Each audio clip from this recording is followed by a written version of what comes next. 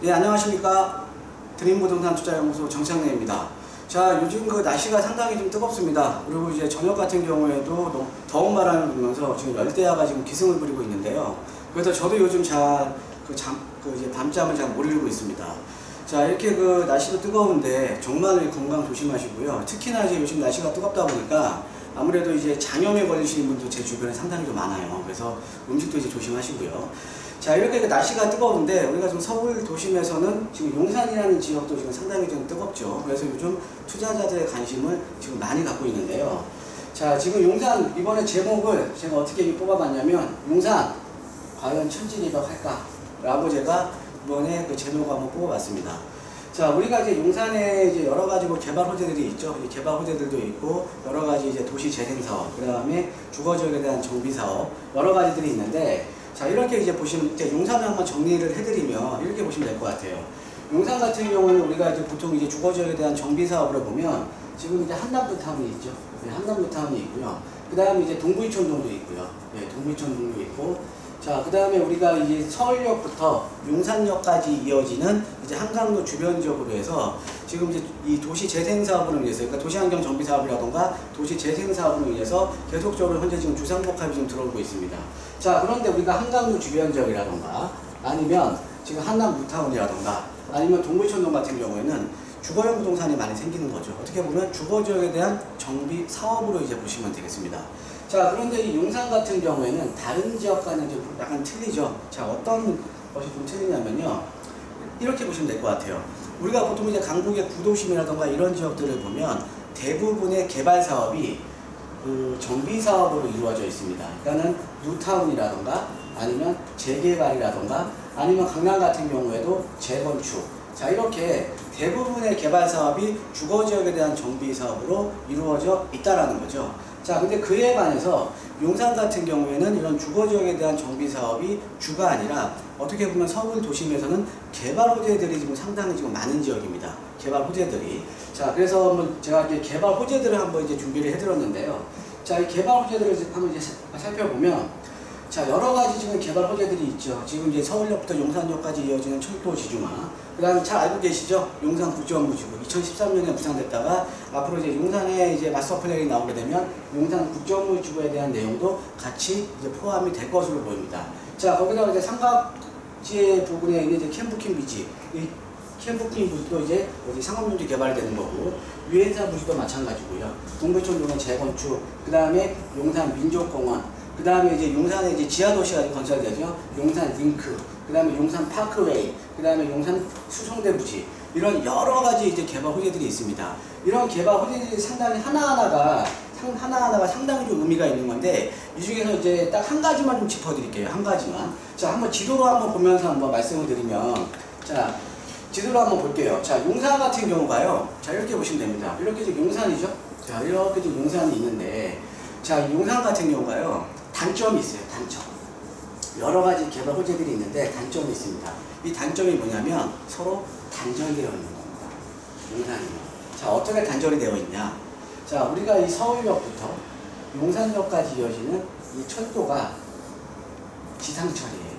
자, 어떤 의미냐면 우리가 부동산이라는 거는 주거용 부동산도 마찬가지고요. 모든 부동산은 단절이 되어 있으면 가격이 오르기가 쉽지가 않습니다. 가격이 오르니까. 그러니까 부동산이라는 거는 확장성을 많이 띄워야 되거든요. 확장성. 자, 그래서 우리가 주거 지역을 선택할 때도요, 뭐 이렇게 도로라든가 아니면 천이라든가 이렇게 고립이 되어 있는 지역은 좀 피하시는 게 좋습니다. 자, 우리가 그러면서 보시면 용산 같은 경우가 지금 이 서울역부터 용산역까지 이어지는 지상철 때문에 이쪽에 지금 이제 서용산과 그 다음에 동용산으로 지금 단절이 되어 있다라는 거죠. 예, 단절이 되어 있는데, 우리가 이제 최근에 이제 철도 지중화에 대한 내용들이 나오면서 이 서울역부터 용산역까지 이어지는 이 철도가 지중화가 되게 되고, 그 다음에 여기에 숲길이 이제 조성이 되게 되죠. 자, 예를 들어서, 자, 여러분들 잘 아시는 그 연남동 있죠? 예, 연남동. 이 연남동 같은 경우가 경의선 숲길이 이제 조성이 되면서, 이 경의선이 지중화되면서 경의선 숲길이 조성이 되면서, 자, 이 어떻게 보면 토지에 대한 그 가격 상승률을 보면, 우리가 2010년도, 2009년도에는 연남동 일대가 평당 단독주택들이 1,500에서 1,800 사이밖에 안 갔어요. 자, 그런데 지금 현재 이 연남동 일대 단독주택 부지 가격을 보면 평당 5천 정도로 갑니다.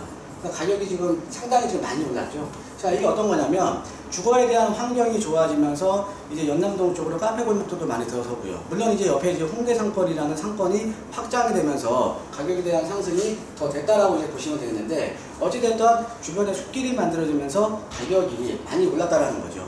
자, 그렇게 보면 용산 같은 경우에도 여러 가지 개발 후대 중에 지금 철도 지중화를 지금 이제 제가 말씀을 드리고 있는데, 이 철도 지중화가 되면 용산의 최대의 단점이 치유가 되면서 서로 단절 현상들이 없어지는 거죠. 자, 그렇기 때문에 이런 호재 하나하나가 상당히 좀 중요하다는 거죠.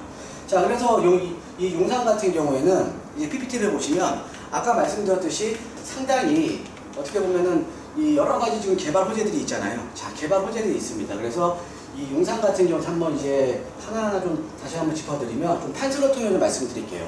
자, 어떤 거냐면, 자, 우리가 서울 도심에서 강남하고 강북, 강서, 강동 이렇게 여러 지역들이 있는데 가장 많이 오른 지역은 강남입니다.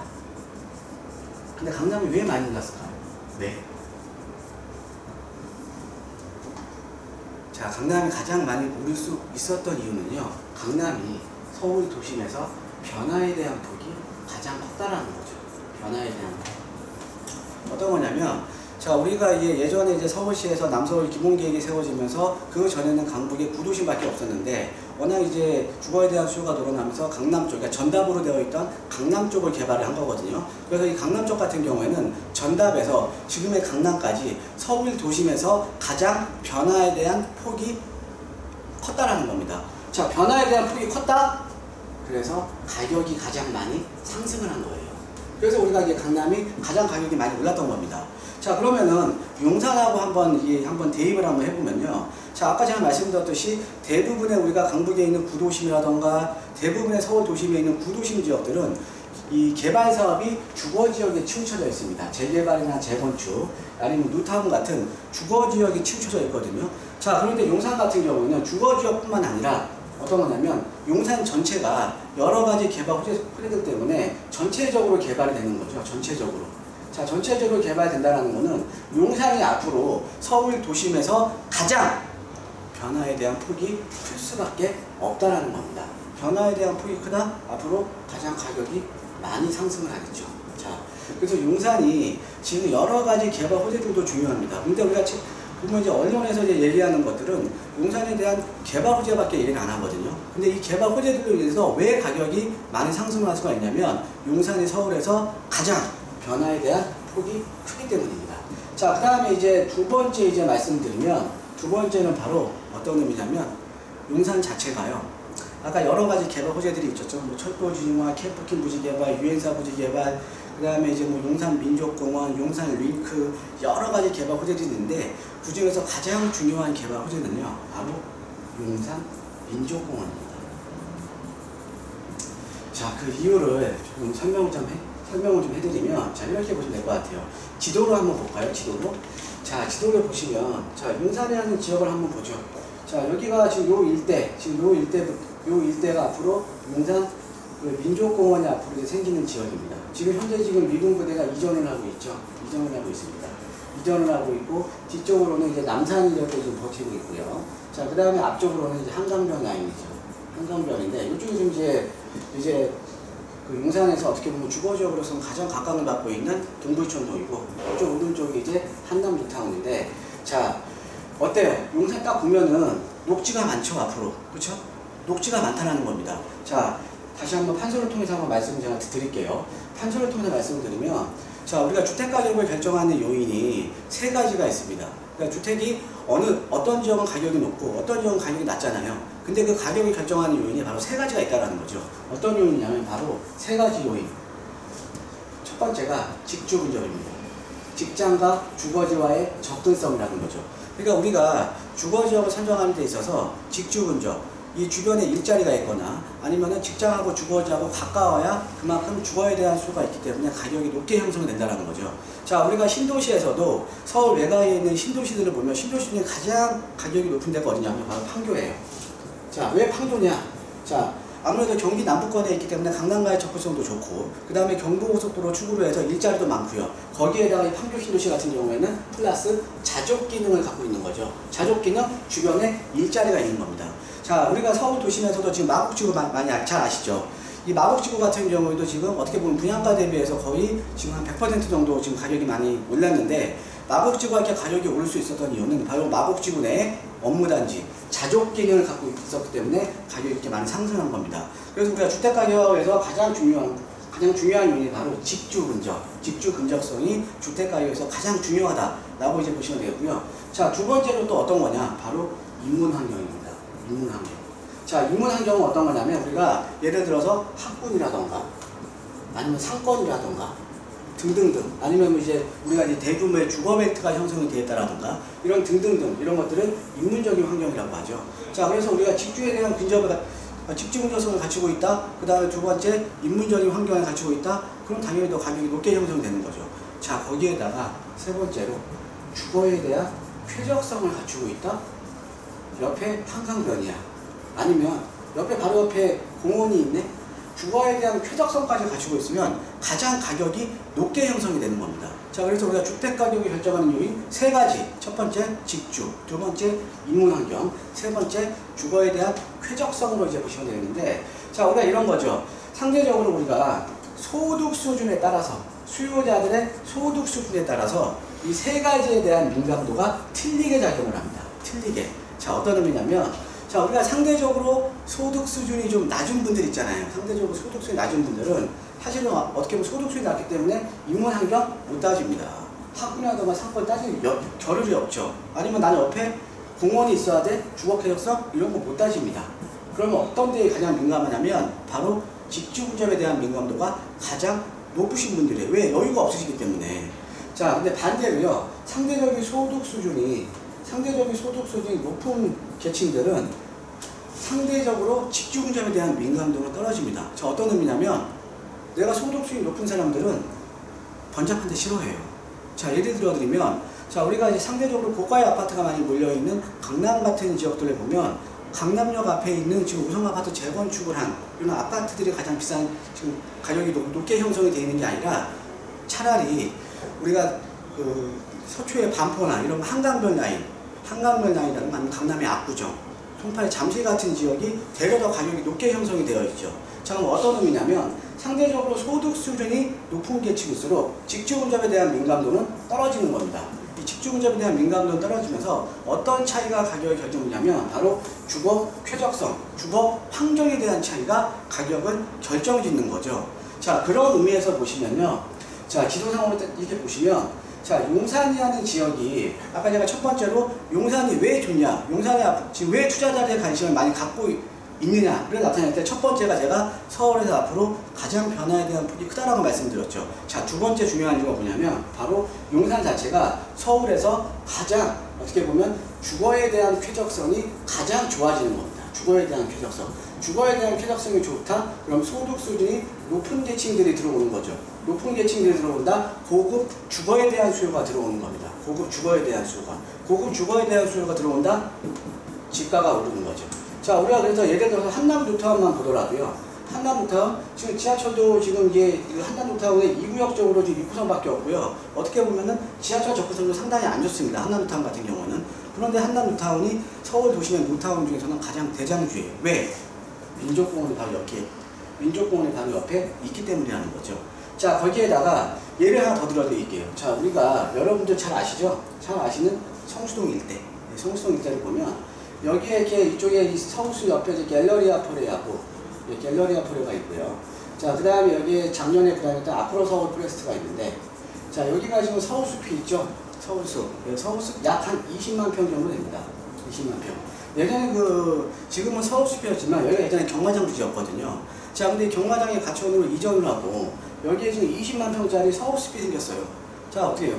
주거에 대한 환경이 상당히 좋아졌죠. 그러다 보니까 우리가 서울 도심에서 랜드마크라고 불릴 수 있는, 주거용 부동산 중에 랜드마크라고 불릴 수 있는 갤러리아 포레가 들어왔던 거고요. 그 다음에 우리가 2017년, 올해 지금 2018년인데 2017년 강남보다 더 높게 분양을 했던 아크로서울 포레스트가 들어갈 수 있었던 거죠. 그 이유가 뭐냐면 주거에 대한 쾌적성이 좋아지니까 당연히 여기에는 고급 주거에 대한 수요가 생긴 겁니다.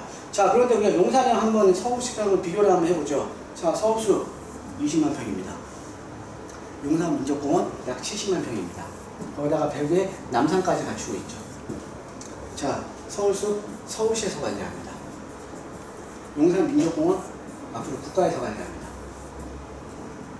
자, 좀 이해가 되셨습니까? 자, 용산이 좋은 이유는요. 용산이 투자 자리에 관심이 높은 이유, 용산이 앞으로 좋아질 수밖에 없는 이유는요. 다시 한번 마지막으로 정리를 해드리면 첫 번째로 변화에 대한 폭이 상당히 용산에서 크다. 그러니까 우리가 개발 호재들도 중요하지만 가장 중요한 것은 변화에 대한 폭이 크기 때문이에요. 두 번째로 서울 도심에서 주거에 대한 쾌적성이 가장 좋아지는 지역이기 때문에 앞으로 용산이 집가가 계속적으로 상승을 할 수가 있다는 거죠. 자, 그 다음에 마지막으로 세 번째를 좀 말씀을 드리면, 자, 지도를 한번 볼게요. 지도를 한번 보시면, 자, 우리가 서울 도심에서 입지적인 여건만 간단하게 좀 짚어드리겠습니다. 자, 서울 도심에서 우리가 가장 양질의 일자리가 있는, 아까 제가 집중적도 가장 중요하다고 했죠. 가장 양질의 일자리가 있고 일자리가 가장 많은 지역이 우리가 3도심이라고 합니다. 3도심. 아마 좀 부동산에 관심을 좀 갖고 계시는 분들은 이 3도심이라는 얘기는 많이 들어보셨을 거예요. 자, 우리가 2030 도시기본계획을 보면, 그러니까 2020년부터 30년까지의 서울의 도시기본계획을 보면 지금 중구하고 종로 쪽, 그 다음에 강남, 그 다음에 여의도 영등포 일대, 요 세 지역이 지금도 가장 많은 일자리가 있는 지역이죠. 서울 도심에서. 여기를 바로 3도심이라고 합니다. 3도심. 그 다음에 7부도심으로 이게 개발이 됩니다. 앞으로 서울은요. 자, 7부도심에는 여러 지역들이 있죠. 뭐 마곡지구라던가, 뭐 상암 수색, 그 다음에 뭐 창동이라던가 상계동, 아니면 왕십리라던가 청량 여러 지역이 있는데, 이 7부도심 중에 하나가 어디냐면 바로 용산이에요. 자, 어때요? 3도심에 정중앙에 서 있죠. 정중앙에. 자, 용산이라는 지역은요. 자, 이렇게 보시면 됩니다. 첫 번째, 아까 변화. 두 번째, 주거 쾌적성. 세 번째, 3도심의 정중앙에 있기 때문에 집중 분석을 갖추고 있다는 거죠. 자, 그래서 이 용산이라는 지역은 제가 지금 좀 설명을 해드렸는데, 자, 우리가 많은 언론에서 이렇게 얘기를 합니다. 용산은 개발 호재가 많다. 개발 호재가 많다라고 이야기 맞죠? 용산이 어떻게 보면 개발 호재가 상당히 많은 지역입니다. 그건 제가 첫 번째로 말씀드린 거죠. 이 변화라는 게 주거 지역에 대한 주거 지역이 변하는 게 아니라 주거 지역뿐만 아니라 용산 전체적으로 다 변한다는 거죠. 당연히 그러니까 가격에 대한 상승 여력이 높을 수밖에 없는 거고. 자, 두 번째로 주거에 대한 쾌적성이 서울 도심에서 가장 좋아집니다. 주거에 대한 쾌적성이 좋아진다? 소득 수준이 높은 계층들이 계속적으로 유입이 되는 거죠. 자, 그 다음에 세 번째로 입지적으로 봤을 때 용산 자체는 집중적을 갖추고 있는 거죠. 자, 이렇기 때문에 용산이라는 지역이 어떻게 보면 현재도 투자자들의 관심을 많이 받고 있고 앞으로 향후에도 투자자들의 관심을 많이 받을 수밖에 없는 이유라고 이제 보시면 되겠습니다.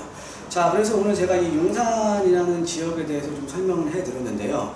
용산에 이제 그 투자를 하실 때는 기본적으로 이런 것들을 알고 좀 투자를 하시는 게 좋겠죠. 자, 오늘 용산에 대한 내용 이상입니다.